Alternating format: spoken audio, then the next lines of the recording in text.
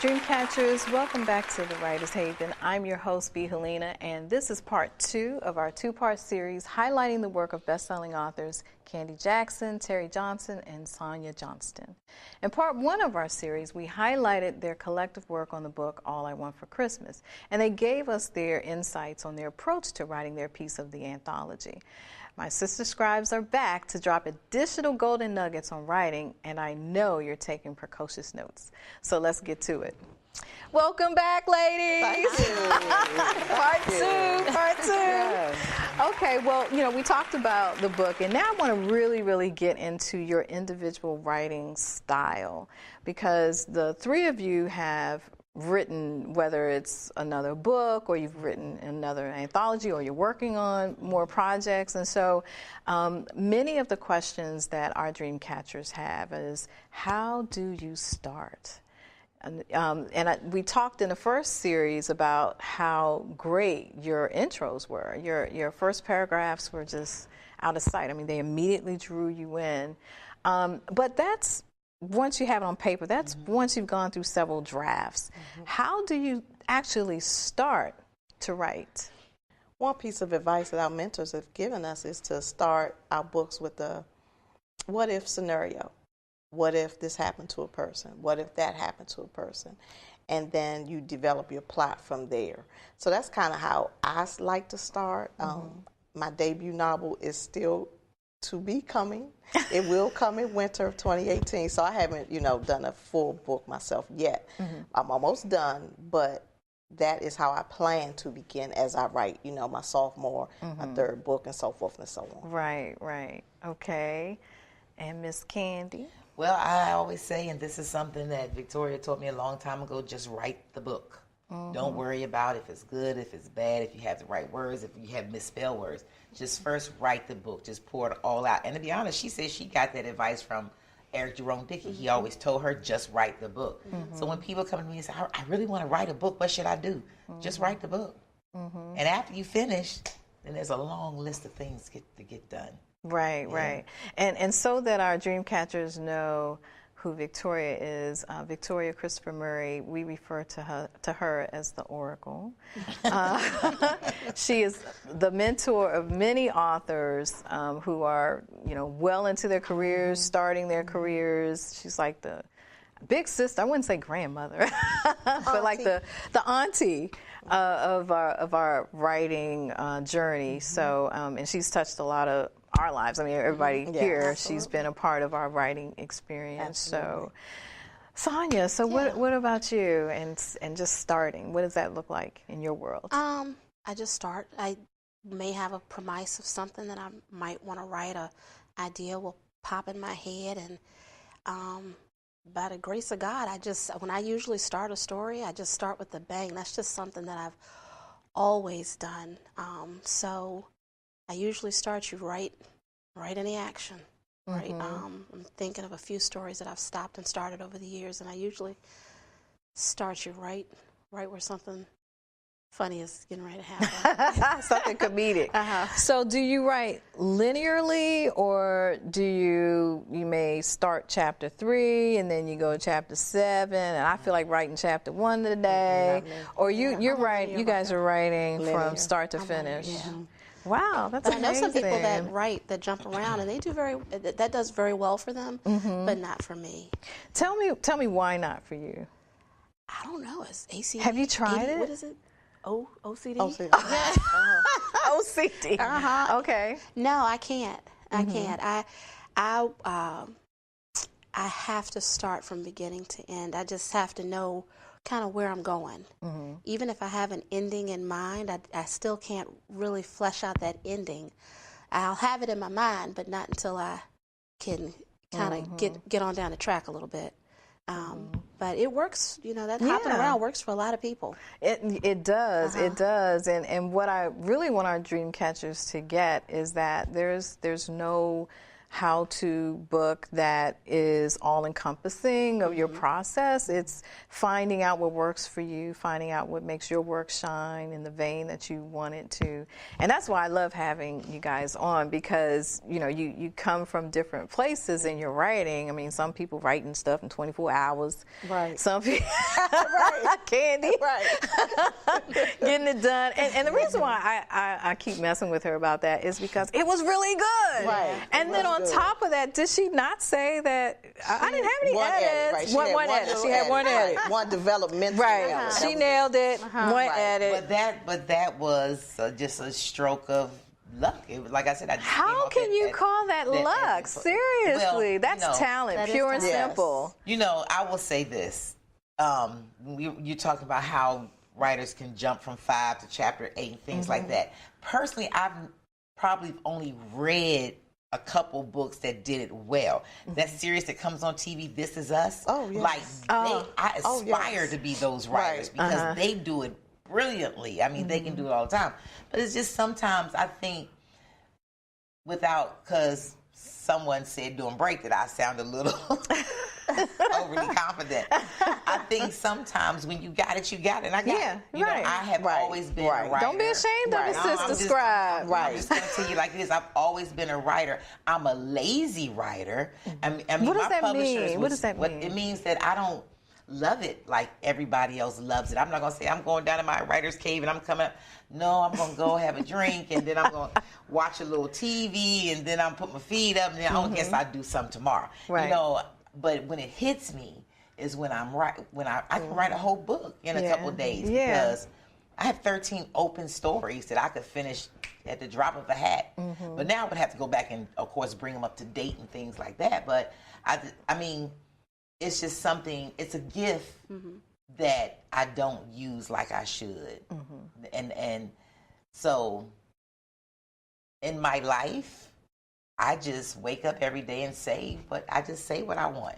I say money cometh or love cometh or book cometh because I've been down so low in valleys that, I know whatever you want to do or whatever you want to have, you can have it. When my book came out, I was shocked that people were calling me to have book club meetings. I didn't stop. I went for a whole year, every weekend, nonstop.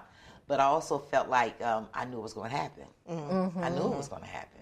Wow. So it was sort of alchemistly a little bit, and with the beginner's luck, some people would say. But I just felt like I didn't pay my dues per se, but I just dug in the trenches. I just followed Victoria every place she went. I just listened to everything that went on and what the other authors were saying and what the other authors were doing. And at that moment, I just knew what I needed to do.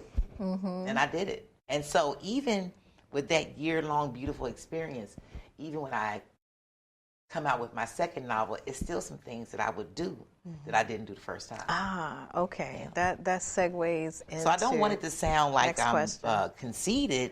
It's just I'm talented in that way. Yeah. I can do hair, but I can't dance. As soulful as I look, I can't dance. You know what I'm saying? So it's just a gift that was so beautifully given to me by God that I just know I have it, and I don't believe He'll ever take it, whether I'm lazy with it or not. Okay. Well, thank you for that because I'm going to go into my next question. When did you know that you were a writer? I was a little girl. I've read so much and Judy Blume, V.C. Andrews, because at that point those were they were writing for my age group. Yes. And there weren't many African American writers at that point. And then I think The Bluest Eye came into my life, Toni Morrison. So as I read and read, I always knew I wanted to write because I always loved reading. So I believe I wanted to give back, do the same thing that those writers did for me. I felt like I wanted to do for someone too. So I always known that I wanted to write, especially when I look back, because I was an avid reader.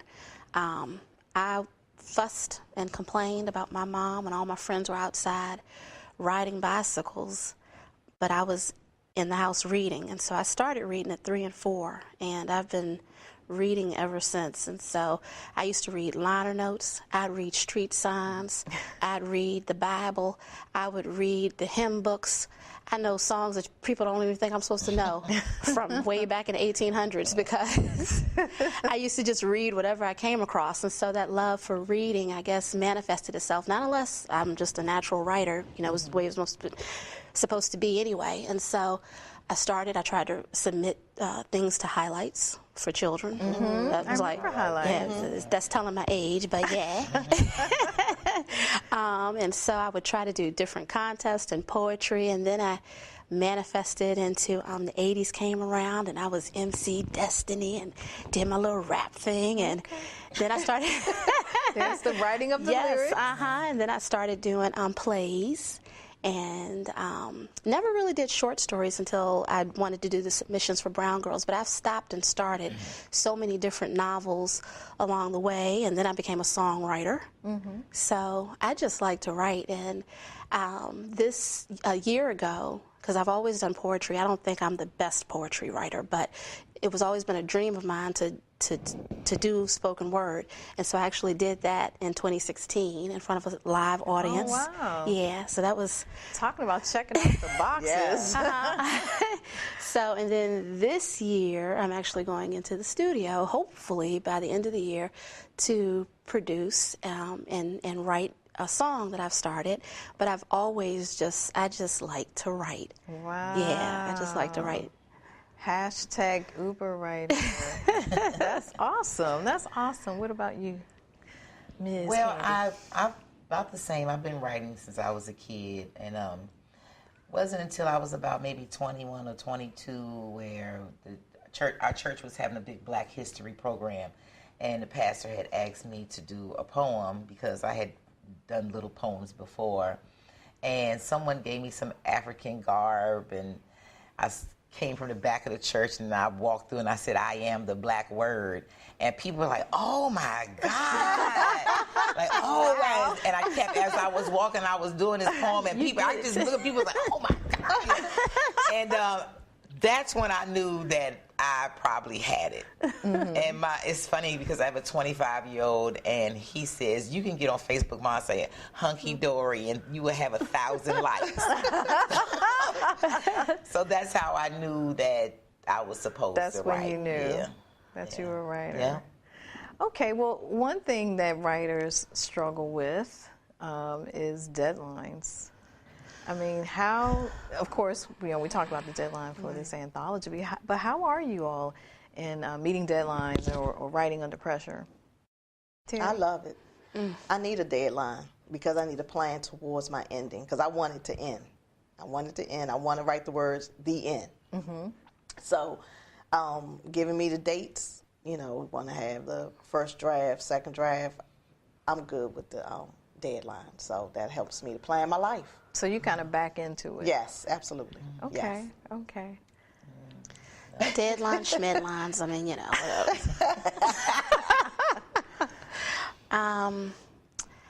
I try to give myself a deadline. No. But the goal is still there. The goal is there. So I'm moving forward. Yeah. Okay. Wasn't Sonia the one that was tracking the weekly, how many words? Oh. Who was that? Dante. Okay, I think it was Dante. Okay. She would post every week. Yeah, that was Dante. Okay. And I can't remember how we did. Now, I was like gangbusters trying to get it done. Right. Half the time I wasn't even looking at that Facebook post to see, for that week. You were doing it. But I mean, and what you said about back ending into a deadline, Victoria had given me a deadline, and so now, did I miss the deadline? Yes. Right. I missed the deadline twice, actually, to be quite honest. Right. She was very forgiving, but she's like, well, now you know. She said, I'm going to need some time. I got some other books books in front of yours. I'm like, okay, no problem, no problem. So for me, deadlines, I mean, of course, they're targets, right? Right. Targets to be met. But also, you want to make sure that you feel confident about what you're putting on paper, what you're putting out there. And that was my thing. It's like I kind of sort of met the deadline, but I just wasn't happy. Right. And, you know, there's the constant editing. But before we go into that piece, I want to hear what your experience is with deadlines. Well, the anthologies I've been in, and I've been in 4.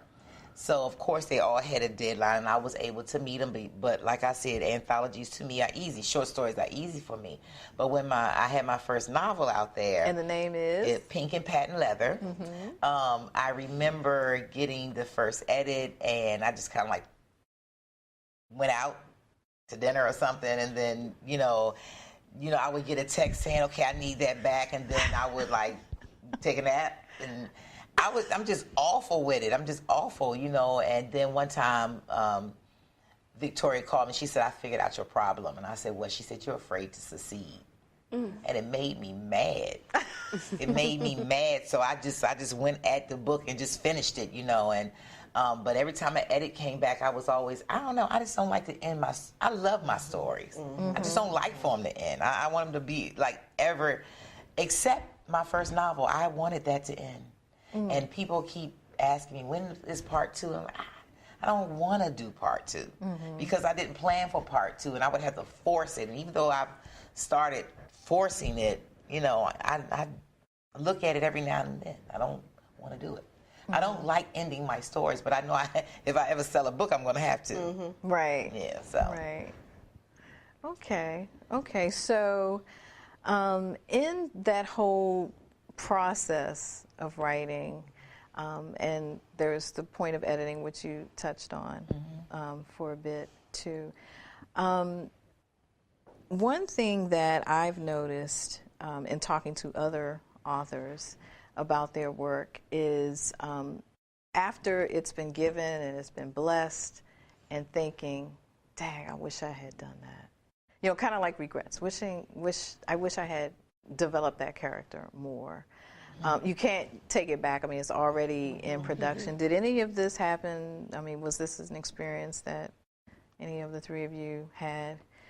Because I'll tell you, the flip side of what other authors have told me that they've done is that they'll just recreate the character in another book. Different situation altogether, different names, but whatever it was that would have been in their first piece is carried over, but it's kind of like in a stealth kind of way.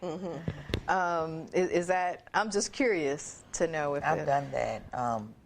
Like I said, I had a short story. My first published piece was a short story in Zane's Chocolate Flavor 3, and of course that book was erotica, but I had created that character in another story that I was able to use for an online ebook that I had submitted a story for, and I made the main character in that book softer in the other story, and it was a man. And he grew into a better man into the next story. And even at the end, like, everybody just was in love with him in the end because he was such a good-hearted man. You know, in that first story, he was just ugly. So it was the same person? It was the same. I used the same name. I don't know if they ever even knew, but I used the same name and everything. Oh, wow. Because Did you refer back to the other book? I did not. Okay. I did not. Because I wanted him to have come out of that world into a better place, and that's what happened. Yeah. Okay, and I've had that experience too. I had talked to Nicole Lester about one of the characters that was killed in the suspense thriller that I'm working on. But I love that character. Right. But she had to die. She Right. had to die. Right. That was the only conclusion for her. Yeah. So in the sequel, I resurrected her, but she's a different person. Right. Yeah, I mean, different with names. some of the same attributes. Yes. Oh, wow. Yeah. Brilliant. Yeah. That's brilliant. Yeah. So sequels, is that something that when you all are writing, are you thinking, I'm going to make this a sequel, I'm going to have a part 2 of this book, or are you writing just for the project that you're working on? For the one I'm working on now, I have thought about a sequel, because, without saying too much, there is room for growth because some of the people are kids. So as they grow older, you know, we might just have some issues with the kids and issue with the children, you know. So I had thought about how we can, you know, leverage the fact that some of the people are children. Okay. My first short story, $100 Money, I want to develop that into a full-length novel. Okay. That was kind of always the goal, that was going to... The novel was before the short story? Started. Okay. I started. And so when they had a call for submission, that was single mama dating drama. So she was already a single mother with all these kids, and I said, okay, let's go ahead and stop this. And so that I was able to put her into that short story. And so now with Home for Christmas, I would like to make that maybe a novella. I don't see that being a full-length novel, but I have thought about making it a novella, or maybe make it into, like what you had said earlier, a TV script. Who knows? So I've thought about that. The project that I'm working on now, I can't see it being a sequel or going any further than when it ends. That's the end of her story. And that was going to be my next question: is what's next? What projects that you can talk about? I know how them publishers are. Like, don't talk about the book. Don't tell nobody. So what projects are you guys working on? Well, I'm working on Faith Alone. It should come out in February, Lord willing. We're knocking on wood, February 2018. Okay. So again, I have my deadline coming up so that we can make that happen. Okay. So over the holiday, I will be working over fervently. Thanksgiving. Fervently, yes, on that deadline. So yes, I'm working on that, and it's definitely from the anthology. It's definitely from the anthology. It's just creating a larger story from the characters. So it should. I'm excited, and I'm hoping others will be excited as well. Okay. I'm excited. Yeah. In unison. We're excited. For me, I am going to venture into self-publishing my next novel. The title is The Other Side of Heartbreak. And I wanted to self-publish because I don't want any barriers. I wanted to be no holds bar. I wanted to do my own cover. And it's a story about a woman who grew up in foster care. She's a good gal, and she's in Mexico with her boyfriend, and he quits her while they're on vacation. And so in the midst of this story, she finds, she works with homeless children, and she finds in this story herself. And she actually finds what's on the other side of heartbreak. And I'm excited about it. It's a standalone story. There will be no sequel because it's all going to be action-packed inside. It's going to be a page turner. You're not going to want to miss it. Hopefully, I can get it done and ready for sale by the spring 2018. If not, it'll definitely be done by my birthday, June of 2018.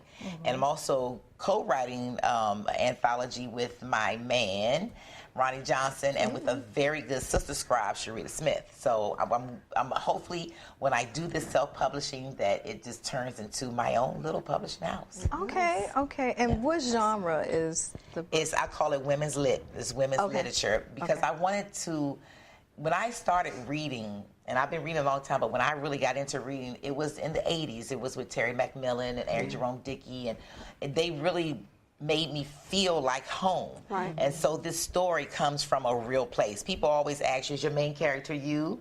You know, I didn't want to tell anybody in Pink and Patent Leather, I was pink. I was kind of pink. But in this story, this was me. And these were my real feelings. This was my real emotions. But I changed the name to protect the guilty.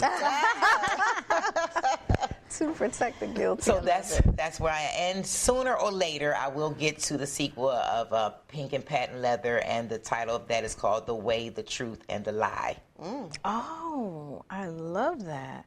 Yeah. You're saying that's the sequel, to Pink and Patent Leather. Okay. The Way, the Truth, and the Lie. And what's your timeline for that project? Maybe, hopefully, by the end of 2018. And I'm only doing it because my fans want me to do it. I'm only doing it. And I did kind of leave it open, but not for that reason. I just left it open because it was done. Right. But as I started on it a little bit, I kind of like it.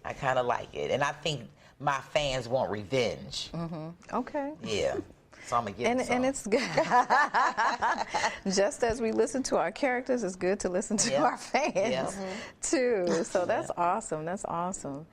So there was one other thing that you said that I just wanted to kind of expand on a little bit. Gosh, I'm trying to think which part of it, because you said a lot there. Okay, the self-publishing versus going with a publisher. So with the book that we highlighted in part 1 and talking about in this series, in this session, this part, you were with a publishing company. Right. So going to self-publishing, now actually I've heard a lot of authors saying who are with a publishing company that are looking to start to self-publish. But many of my dream catchers are trying to hook up with a publisher. Yeah. Right. So let's talk a little bit about that paradigm shift. And I don't know if this is something that just comes out of having had the experience, being at that plateau and looking around and saying, it's not quite what I thought it was going to be. And I've heard that a lot. I've heard people say, I don't even get to pick my cover. I don't even get to pick the picture on the back of the book. Right. That's a picture of me. So there's that control element.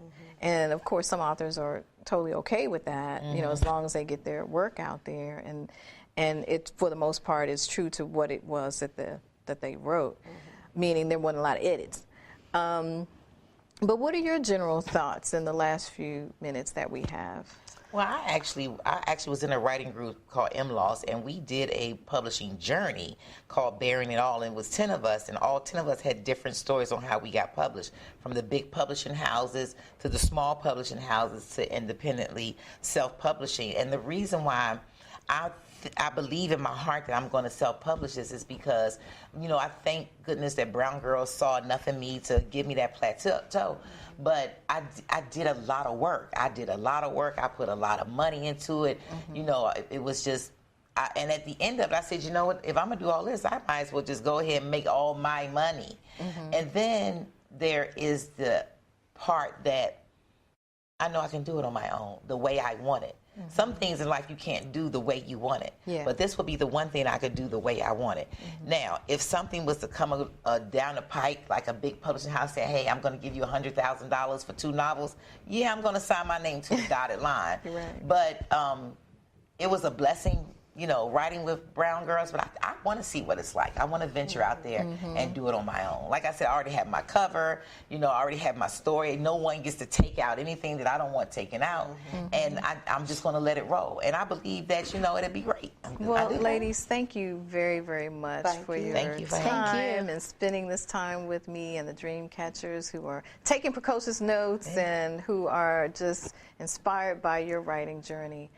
Dreamcatchers, I really hope you enjoyed today's discussion with best-selling authors Candy Jackson, Terri Johnson, and Sonia Johnston. For more information about them and their work, you can visit their websites and follow them on Facebook.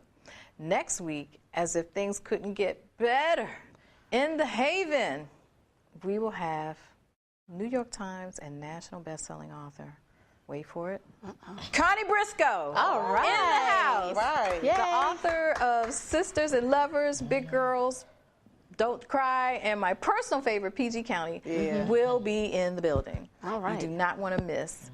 So continue to tune in, and until next time, catch fire on purpose.